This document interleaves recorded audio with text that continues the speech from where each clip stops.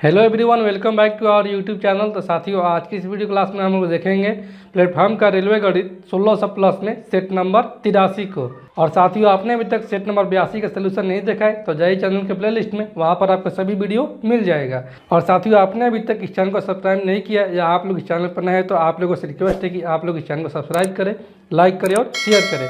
तो चलिए साथियों, आज की इस वीडियो क्लास को हम स्टार्ट करते हैं बिना कुछ देरी किए। तो आज के लिए हमारा पहला प्रश्न है, यदि 1.2 अनुपात का y समान अनुपात का 3.6 अनुपात का 4.8 है तो y का मान ज्ञात कीजिए। तो यहाँ से कितना दिया है? यहाँ से दिया है कि 1.2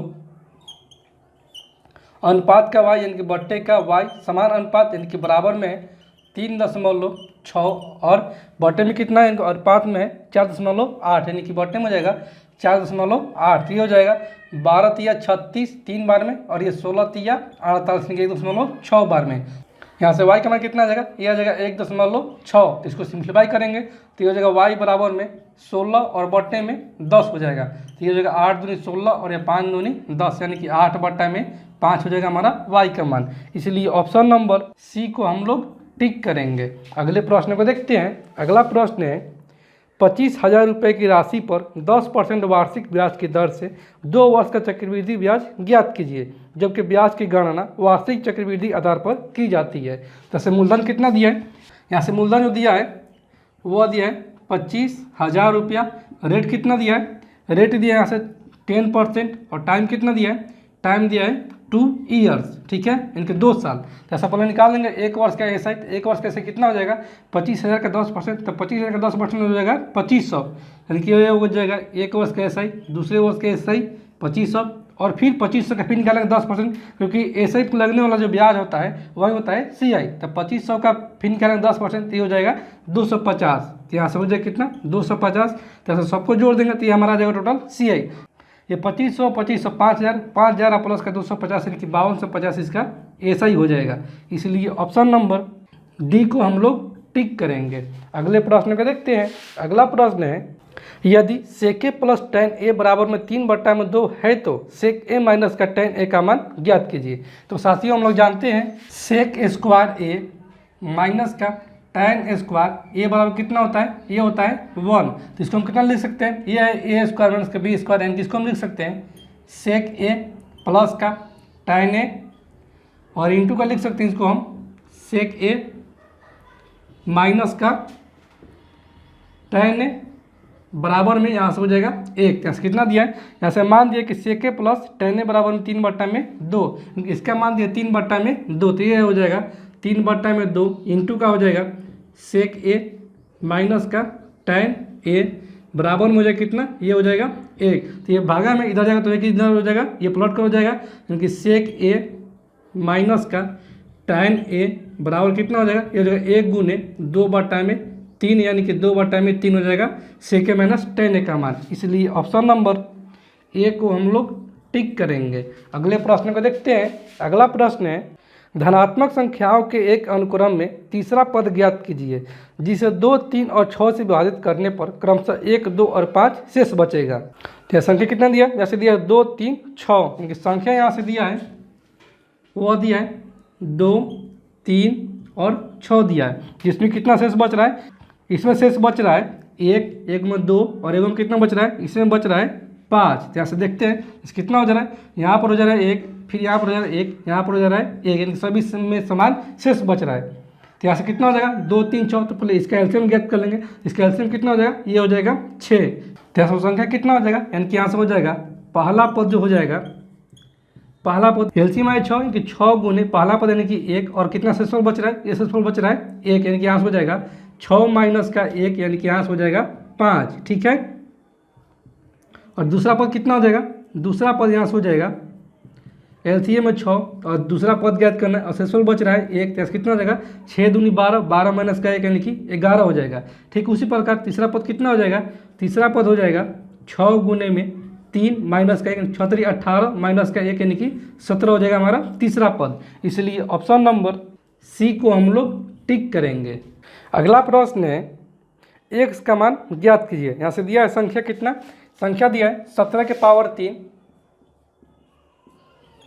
प्लस का 7 की पावर 3 बटे में कितना है, यह है 17 का स्क्वायर प्लस का 7 का स्क्वायर माइनस का x और बराबर में कितना है, यह है 24। तो साथियों हम जानते हैं कि ए क्यू प्लस का बी क्यू बराबर क्या होता है, यह होता है ए प्लस का बी इंटू का ए स्क्वायर प्लस बी स्क्वायर और माइनस होता है ए बी। ठीक है, तो कितना हो जाएगा, यह हो जाएगा 17 प्लस का 7 इंटू का 17 का स्क्वायर प्लस का 7 का स्क्वायर और माइनस का हो जाएगा 17 7 19 से इनके 119 हो जाएगा। ठीक है, और बटे में कितना हो जाएगा, ये हो जाएगा 17 का स्क्वायर प्लस का 7 का स्क्वायर माइनस का x बराबर यहाँ से हो जाएगा ये 24। ठीक है, तो कितना हो जाएगा, ये हो जाएगा 17 7 24। तो ये और ये कट जाएगा, यानी कि यहाँ से हमारा फाइनली आ जाएगा 17 का स्क्वायर प्लस का 7 का स्क्वायर माइनस का 119 बराबर में ये हो जाएगा 17 का स्क्वायर प्लस का 7 का स्क्वायर माइनस का x हो जाएगा। ठीक है,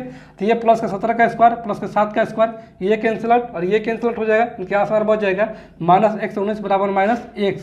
यहाँ से माइनस कैंसिल आउट हो जाएगा, इनकी x बराबर हमारा आ जाएगा 119। इसलिए ऑप्शन नंबर ए को हम लोग टिक करेंगे। अगले प्रश्न को देखते हैं। अगला प्रश्न है, ए बी से 20% अधिक कार्यकुशल हैं। ए को अकेले किसी कार्य को पूरा करने में 35 दिन का समय लगता है, तो दोनों को एक साथ मिलकर उसी कार्य को पूरा करने में कितना समय लगेगा। जैसे कितना दिया साथियों, यहाँ से दिया है कि ए जो है वो 20 से 20% अधिक कार्यकुशल है। जैसे मानते कि ए और बी है दो ठो व्यक्ति, जिसमें कि बोला है कि ए जो है 20 से 20% अधिक है, यानी कि बी जब है 100 तो ए का क्षमता है 120, तो 20 छः के 20 है और ये 20 पाँच 100, यानी कि क्षमता का जो रेशिया आ जाएगा वो आ जाएगा 6:5, जिसमें कि बोला है ए को अकेले किसी कार्य को पूरा करने में 35 दिन का समय लगता है। यानी कि टोटल वर्क कितना हो जाएगा, टोटल वर्क हो जाएगा ए को कितना समय लग रहा है किसी कार्य को करने में 35 दिन, और ए की क्षमता कितना है 6 है, तो गुने का हो जाएगा 6।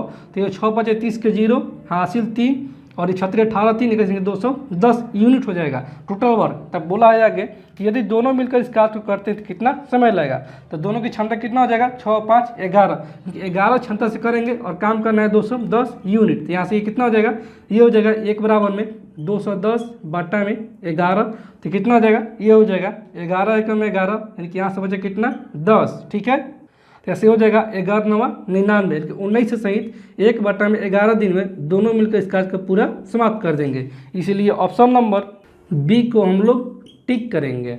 अगले प्रश्न को देखते हैं। अगला प्रश्न है, एक व्यक्ति ने एक वाहन 59 48 28 में खरीदा और उसे 66 920 में बेच दिया, तो वाहन की बिक्री पर हुआ प्रतिशत लाभ ज्ञात कीजिए। तो कितना में खरीदा है, यहाँ से खरीदा है 59 48 28 में, यानी कि यहाँ से सीपी जो कर दिया है वो क्या है 59 48 और 28 में, और बेचा है कितना में, बेचा है यह 66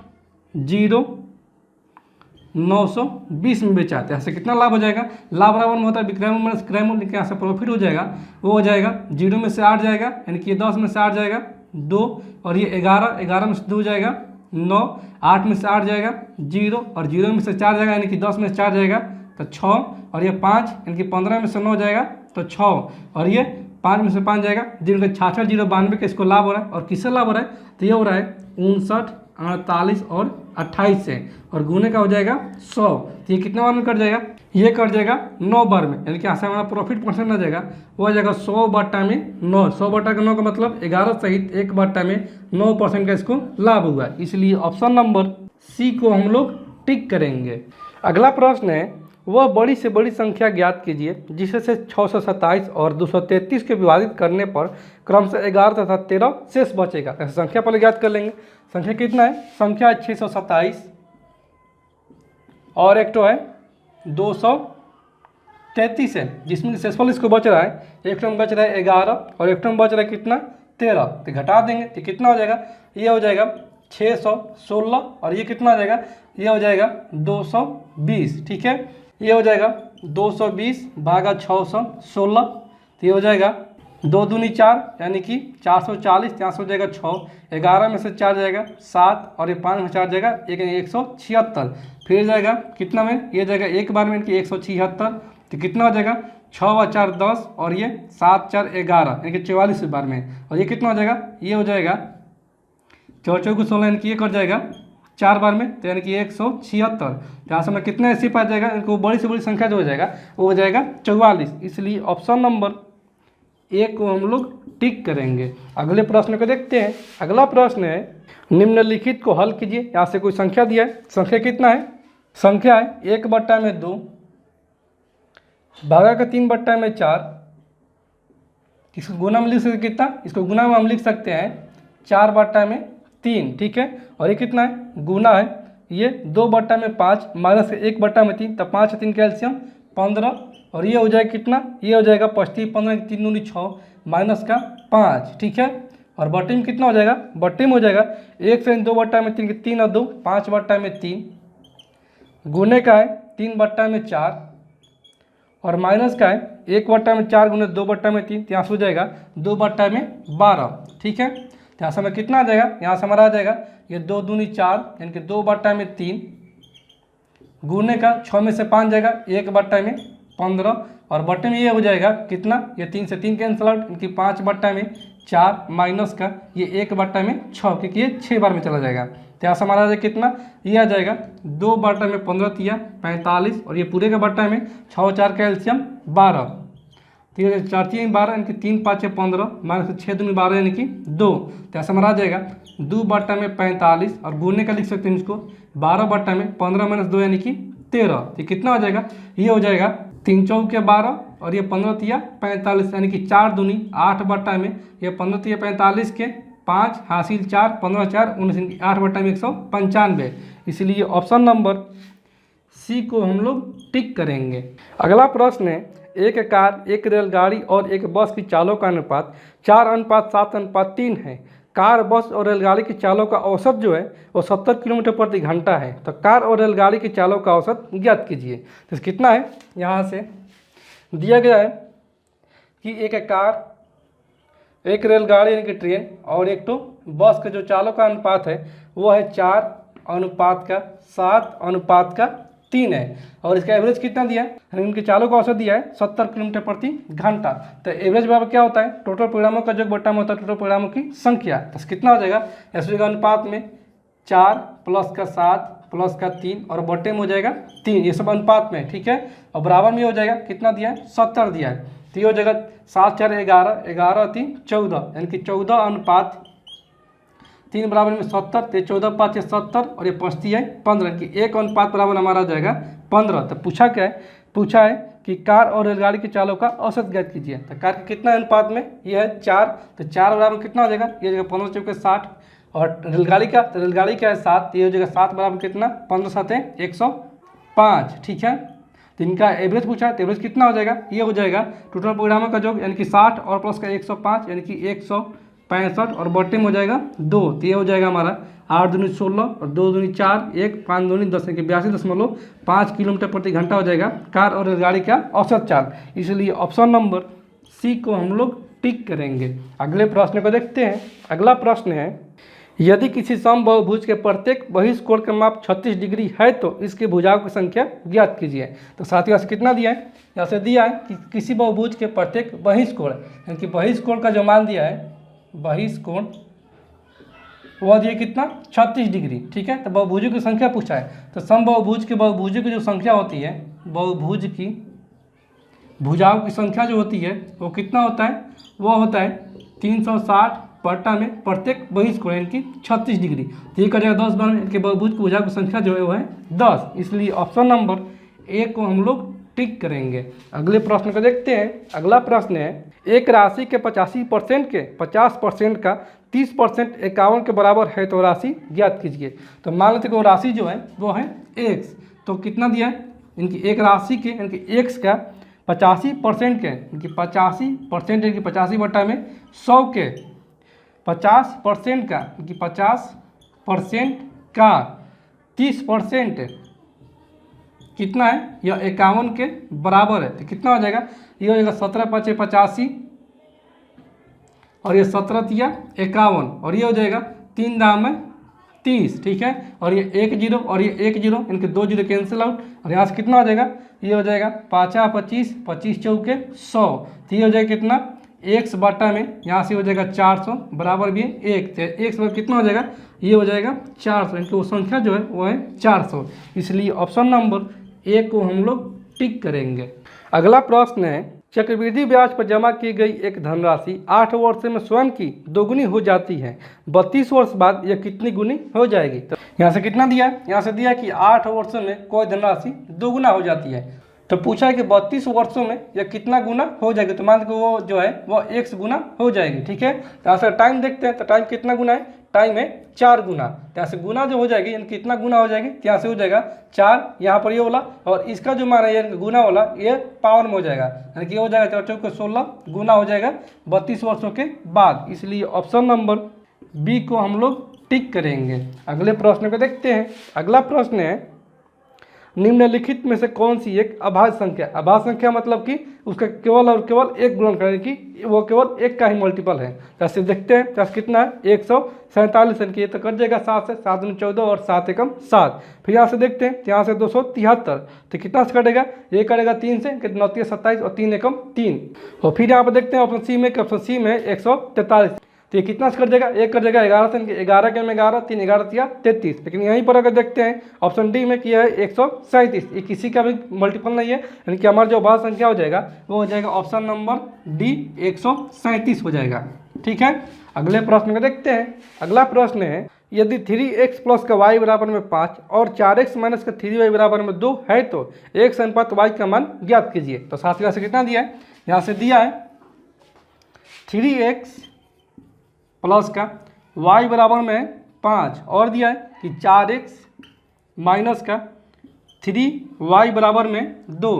यहाँ से अगर 3 से गुना करके जोड़ते हैं तो यहाँ से हमारा x का मान आ जाएगा, यानी कि यहाँ से हो जाएगा 3 गुना, तो ये होगा 3 × 5 = 15 और ये हो जाएगा प्लस का 3y और ये 3 के 9x, ये 3 गुना किए हैं। ठीक है, और इन दोनों को जोड़ेंगे तो कितना हो जाएगा, प्लस का 3y माइनस का 3y कैंसिल आउट और ये हो जाएगा 9 और 4 13x बराबर में हो जाएगा 15 × 2 = 17। यहाँ से x का जो मान जाएगा वो हो जाएगा 17 बटा में 13 आ जाएगा। ठीक है, यहाँ पर y का मान ज्ञात कर लेंगे, तो कितना दिया है, यहाँ से दिया है कि 4x माइनस का 3y बराबर में 2 है।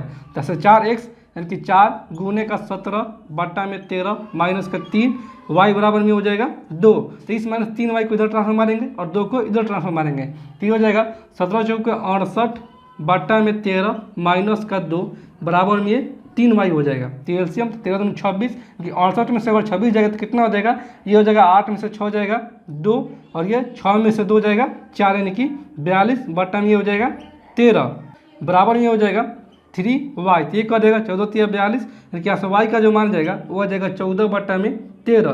तो पूछा है कि x अनुपात y का मान कितना होगा, तो निकाल देंगे। यहाँ से हो जाएगा x अनुपात y बराबर में x का मान कितना है, वो है 17 बटा में 13 और ये हो जाएगा अनुपात का 14 बटा में 13। तो ये 13 से 13 कैंसिल आउट, यानी कि यहाँ से x अनुपात y बराबर हमारा आ जाएगा 17 अनुपात का 14। इसलिए ऑप्शन नंबर ए को हम लोग टिक करेंगे। अगले प्रश्न को देखते हैं। अगला प्रश्न है, √ का 41 माइनस का √ में √21 प्लस का √ का 19 माइनस का √ का 9 का धनात्मक मान ज्ञात कीजिए। तो साथियों यहाँ से कितना दिया है, यहाँ से दिया है कि √ का 41, फिर आगे है माइनस का √ का 21 प्लस का है √ का 19 माइनस का √ का है 9। ठीक है, तो यहाँ से 9 का वर्गमूल कितना होता है, 3 होता है, यानी कि ये हट जाएगा, यहाँ पर हो जाएगा 3, ये कितना हो जाएगा 19 माइनस का 3, यानी कि ये हो जाएगा 16। तो 16 का वर्गमूल कितना हो जाएगा, 16 का वर्गमूल हो जाएगा यहाँ से 4, यानी कि यहाँ तक आ गया ये 4। फिर 21 से कितना हो जाएगा 25, तो 25 का वर्गमूल कितना होता है 5 होता है, यानी कि यहाँ से ये कट जाएगा और यहाँ से बच जाएगा केवल 5। ठीक है, और फिर ये 41 माइनस का 5 यानी कितना होता है 36, तो 36 का वर्गमूल कितना होता है, ये होता है 6, यानी कि इन सभी का मान हो जाएगा 6। इसलिए ऑप्शन नंबर सी को हम लोग टिक करेंगे। अगले प्रश्न को देखते हैं। अगला प्रश्न है, tan 11 degree, tan 41 degree, tan 45 degree, tan 49 degree और tan 79 डिग्री का मान ज्ञात कीजिए। तो साथ यहाँ से कितना दिया है, यहाँ से दिया है tan 11 डिग्री इंटू का है tan 41 डिग्री इंटू का है tan 45 डिग्री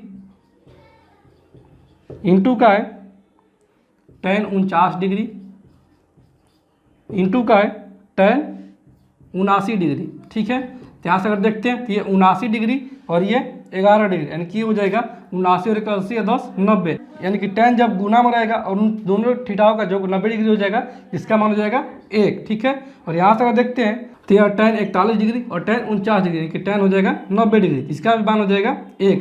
और यहाँ पर कितना है, यहाँ पर tan 45 डिग्री, तो tan 45 का मान होता है 1, यानी कि इसका मान हो जाएगा 1 × 1 × 1, यानी कि 1। इसलिए ऑप्शन नंबर डी को हम लोग टिक करेंगे। अगला प्रश्न है, एक मध्यम असममित बंटन में बहुलक और माध्य के मान क्रमशः 31.5 और 34.2 है, तो बंटन की माध्यिका ज्ञात कीजिए। तो साथियों हम लोग जानते हैं कि बहुलक बराबर में होता है 3 गुने माध्यिका माइनस का 2 गुने माध्य होता है। तो यहाँ कितना हो जाएगा, यहाँ से कितना दिया है, यहाँ से दिया है कि बहुलक बराबर में दिया है 31.5 और माध्य बराबर कितना दिया है, माध्य बराबर में दिया है 34.2। तो साथियों हम जानते हैं कि बहुलक बराबर में होता है 3 गुने माध्यिका माइनस का 2 गुने माध्य होता है, ठीक है।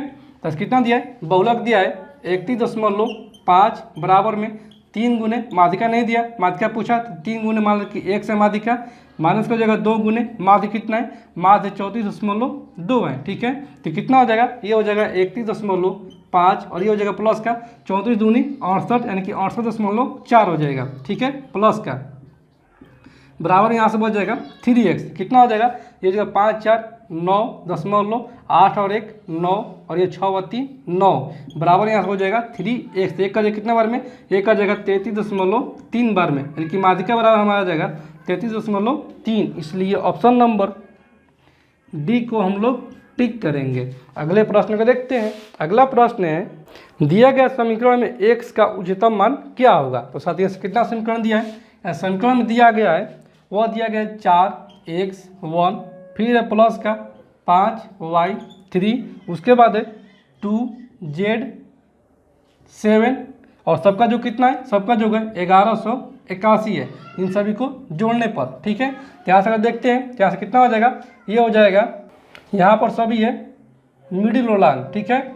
और यहाँ पर कितना है, यहाँ पर मिडिल रोलांक है 8 है, ठीक है। और यहाँ पर सब जो अंक है वो है 3 अंकों तक, ठीक है। लेकिन यहाँ पर कितना 4 अंकों तक, यानी कि 1 अंक ज़्यादा लिया है। तो यहाँ से कितना हो जाएगा, ये हो जाएगा 1 प्लस का ये x plus y plus z और आना चाहिए हमको 8 के बराबर। तो ये प्लस का 1 है, इधर जगह कितना का माइनस का 1, यानी कि x plus y plus z का मान हो जाएगा 7, ठीक है। और यहाँ से प्रश्न में क्या बोला है कि x का उच्चतम मान क्या होगा, यानी कि x का अधिकतम मान क्या होगा। तो अगर हम y और z का मान अगर 0 रख देते हैं तो यहाँ पर हमारा x का मान आ जा रहा है 7, जो कि ऑप्शन में है, यानी कि ऑप्शन नंबर डी हमारा सही उत्तर हो जाएगा 7, ठीक है। अगला प्रश्न है, ए एक निश्चित कार्य को 18 दिनों में पूरा कर सकता है, बी जो है वो ए से 40% अधिक कार्य कुशल है, बी को अकेले उसी कार्य को पूरा करने में कितना दिन लगेगा। यहाँ से कितना है, यहाँ से दिया है कि बी जो है वो ए से 40% अधिक कार्य कुशल है, यानी कि ए है और बी है। तो मान लो कि ए का जो कार्य कुशलता है वो 100% है, तो बी का कितना हो जाएगा, ये हो जाएगा 40 अधिक, यानी कि 140% हो जाएगा। तो कितना हो जाएगा, ये हो जाएगा 1 2 से 1 2 कैंसिल आउट, और ये 5 दूनी 10 और ये 7 दूनी 14, यानी कि इनके एफिशिएंसी का रेशियो आ गया हो गया 5:7। फिर आगे दिया है कि ए एक निश्चित कार्य को 18 दिनों में पूरा कर सकता है। अभी पीछे बतलाएं कि टोटल वर्क कैसे निकलेगा। जैसे टोटल वर्क कितना हो जाएगा, टोटल वर्क हो जाएगा कितना में कर रहा है ए कर रहा है 18 दिनों में, और एक की क्षमता कितना है, एक की क्षमता है 5, तो यहाँ से हो जाएगा 18 गुने 5, इनके टोटल वर्क यहाँ से आ जाएगा 90 यूनिट। तब बोला है कि बी को अकेले उसी कार्य को पूरा करने में कितना दिन लगेगा। तो बी की क्षमता कितना है 7 है और कार्य कितना है 90, क्योंकि बी को जो समय लगेगा वो लगेगा 90, 7 बराबर 90, तो 1 बराबर हो जाएगा 90/7, ये हो जाएगा 1284 के 12 से 6/7 दिन में बी अकेले इस कार्य को पूरा खत्म कर देगा। इसलिए ऑप्शन नंबर बी को हम लोग टिक करेंगे। अगले प्रश्न को देखते हैं। अगला प्रश्न है, यदि y + 1/z बराबर में 1 और x + 1/y बराबर में 1 है तो x y z का मान ज्ञात कीजिए।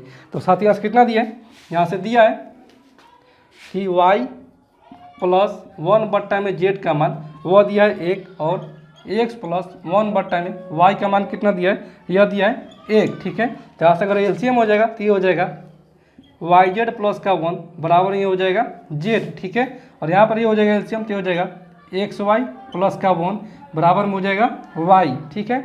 यहाँ से अगर हम इसको में जेड से गुना करते हैं दोनों तरफ तो कितना हो जाएगा, ये हो जाएगा जेड से इधर गुना और जेड से इधर गुना, ठीक। यहाँ से हमारा हो जाएगा वाई जेड बराबर में जेड माइनस का 1, ये अलग पार्ट है। और ये कितना हो जाएगा, ये हो जाएगा जेड एक्स वाई प्लस का जेड बराबर में ये हो जाएगा वाई जेड। तो वाई जेड का मान यहाँ से कितना है, यह जेड माइनस का 1, तो ये हो जाएगा जेड एक्स वाई प्लस का जेड बराबर में जेड माइनस का 1, ठीक है। तो यहाँ से ये प्लस का जेड और ये प्लस का जेड कैंसिल आउट, यानी क्या हमारा आ जाएगा एक्स वाई जेड का मान वो हो जाएगा माइनस का 1, इसलिए ऑप्शन नंबर ए को हम लोग टिक करेंगे। अगले प्रश्न को देखते हैं। अगला प्रश्न है 3 सहित 1/5, इनकी यहाँ से कुछ सिंप्लीफिकेशन दिया है, इसको सॉल्व करना है। तो यहाँ से कितना दिया है, यहाँ से दिया है कि 3 सहित 1/5 यानी कि 25 15 और 1 16/5 माइनस का 3/5, ठीक है।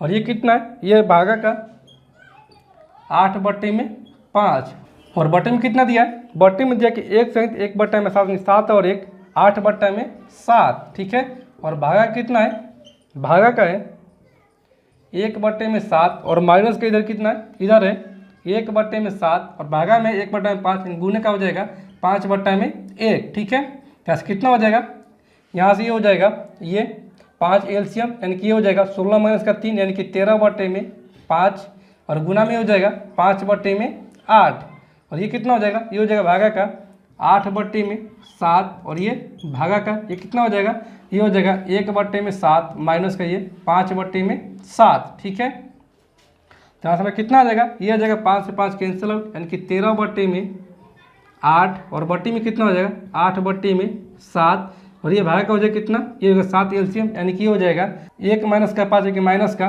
4/7 हो जाएगा। यहाँ से हमारा जाएगा बराबर का 13/8 और ये हो जाएगा कितना 8/7 और गुने का कितना हो जाएगा, ये हो जाएगा माइनस का 7/4, तो ये 7 से 7 कैंसिल आउट और ये 4 दूनी 8 यानी कि यहाँ से हमारा कितना, यहाँ से हमारा जाएगा 13/8 और ये गुने का माइनस का 1/2 यानी कि यहाँ से फाइनली हमारा आ जाएगा 13 में माइनस का 16 कि माइनस का 13/16, इसलिए ऑप्शन नंबर डी को हम लोग टिक करेंगे। अगला प्रश्न है निम्नलिखित आंकड़ों के माध्य की गणना करें। माध्य मतलब कि एवरेज की गणना करें। तो ऐसा कितना दिया है, ऐसा संख्या दिया है 1.5 प्लस का हो जाएगा 3.2 प्लस का 5.7 प्लस का 7.5 प्लस का 11.2 और बटे में हो जाएगा कितना, कितना संख्या 1 2 3 4 5 बटे में हो जाएगा 5, ठीक। अच्छा कितना हो जाएगा, ये हो जाएगा 2 5 7 7 7 14 14 2 16 16 5 21 के 1 हासिल 2.2 और 1 3 3 7 10 10 5 15 15 3 18 18 और 1 19 के 9 हासिल 1 1 और 1 2 29.1 बटे में हो जाएगा 5, कितना बार कट जाएगा, ये कट जाएगा 5 25 यानी कि 4 ये हो जाएगा कितना 41 की 5 बाटे 40 1 5 दूनी 10 5.82, इसलिए ऑप्शन नंबर सी को हम लोग टिक करेंगे। अगले प्रश्न को देखते हैं। अगला प्रश्न है एक वस्तु का 289 रुपये में बेचने पर 15% की हानि होती है, तो वस्तु का क्रय मूल्य ज्ञात कीजिए। तो कितना है, यहाँ से दिया है कि वस्तु का क्रय मूल्य ज्ञात करना है। तो मान से वस्तु का क्रय मूल्य जो है वो है 100 रुपया, ठीक है। तो कितना पर बेचा जा रहा है 15% की हानि पर, यानी कि 100 में से अगर 15 हो जाएगा तो हो जाएगा 85।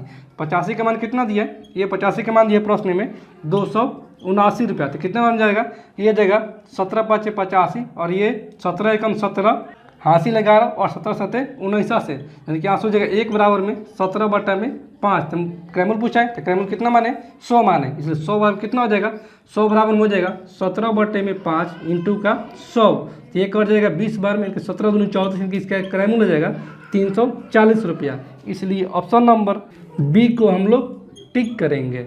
अगले प्रश्न को देखते हैं। अगला प्रश्न है यदि किसी संख्या के 65% में 63 जोड़ने पर प्राप्त परिणाम उस संख्या के बराबर है तो संख्या ज्ञात कीजिए। तो मान लेते कि संख्या जो है वो है x, ठीक है। तो जब संख्या मान ली है x तो क्या बोला है कि यदि किसी संख्या के 65% में यानी कि x के 65% में 63 जोड़ने पर यानी कि 63 जोड़ने पर वो संख्या जो है प्राप्त परिणाम उसकी संख्या के बराबर है, यानी कि x के बराबर। तो कितना हो जाएगा, ये हो जाएगा 13 5 65 और ये 20 5 100, यानी कि 13x बाटा में ये 20 प्लस का 63 बराबर में हो जाएगा x। ठीक है, तो इस प्लस 63 को इधर ट्रांसफर मारेंगे और इस x को इधर ट्रांसफर मारेंगे, तो ये हो जाएगा 13x बाटा में 20 माइनस का हो जाएगा x बराबर में हो जाएगा माइनस का 63। यहाँ से 20 एलसीएम हो जाएगा, तो 13x माइनस का 20x यानी कि माइनस का 7x बाटा में हो जाएगा 20 बराबर में हो जाएगा माइनस का 63। तो एक हो जाएगा 7 9 63, यानी कि यहाँ से x का मान जो आ जाएगा वो हो जाएगा 20 9 180 आ जाएगा, क्योंकि वो संख्या जो है वो है 180।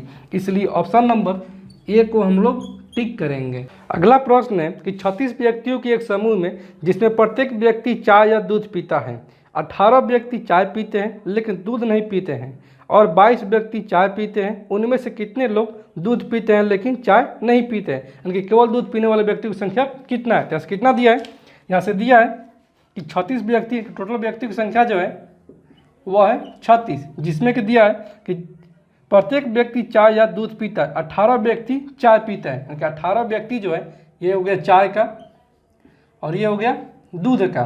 ठीक है, तो कितना पी रहे हैं, ये पी रहे हैं 18 व्यक्ति चाय पीते हैं लेकिन दूध नहीं पीते हैं, यानी कि 18 व्यक्ति यहाँ पर जो है वो चाय पीते हैं, केवल दूध नहीं पीते हैं। और आगे है कि 22 व्यक्ति चाय पीते हैं, तो उनमें से कितने लोग दूध पीते हैं, कि 22 व्यक्ति चाय पीते हैं, तो 18 व्यक्ति केवल चाय पीते हैं, तो 4 व्यक्ति वो कौन से, 4 व्यक्ति जो है वो चाय और दूध दोनों पीते हैं। तब पूछा है क्या कि केवल दूध पीने वाले व्यक्ति की संख्या कितना है, तो कितना हो जाएगा, केवल दूध पीने वाले, यानी कि दूध पीने वाले व्यक्ति की संख्या जो हो जाएगा, टोटल व्यक्ति की संख्या है 36, जिसमें कि यहाँ से कितना है चाय पीने वाले 18 और 4 22 हैं, तो ये कितना हो जाएगा, ये हो जाएगा 6 में से 2 हो जाएगा 4, 3 में से 2 हो जाएगा, यानी कि 14 व्यक्ति ऐसे हैं जो दूध पीते हैं केवल। ठीक है, इसलिए ऑप्शन नंबर बी को हम लोग टिक करेंगे। अगले प्रश्न को देखते हैं। अगला प्रश्न है एक सम अष्टभुज के परिवृत्त की त्रिज्या 9 सेंटीमीटर है, तो इसके भुजा की लंबाई ज्ञात कीजिए। तो यहाँ से कौन सा दिया है, यहाँ से दिया कि सम अष्टभुज। तो सम अष्टभुज कैसा होता है, सम अष्टभुज ऐसा होता है